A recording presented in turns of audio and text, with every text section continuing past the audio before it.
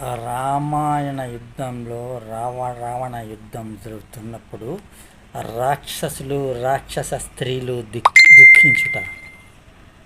రావణ రాజమందిరము నుండి అనేక రాక్షస స్త్రీలు ఏడ్చుచు దుఃఖించుచు రావణుడు మరణించిన ప్రదేశమునకు వచ్చిరి. రాక్షస వీరులు కూడా వచ్చిరి. యుద్ధరంగమంతయు చెల్లా చెదరుగా నుండెను.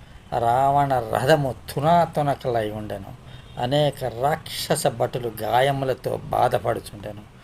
అనేక మంది రాక్షస వీరులు మరణించుచుండిరి, బాధపడుచుండిరి, గాయములతో ఏడ్చుచుండిరి. యుద్ధ ప్రదేశమంతయు చూచుటకు ఘోరముగా నుండెను.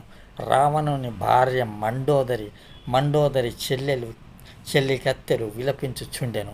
రావణ రాజప్రాసాదమంతయు వెలవెలబోయినది, కళావిహీనముగా నున్నది.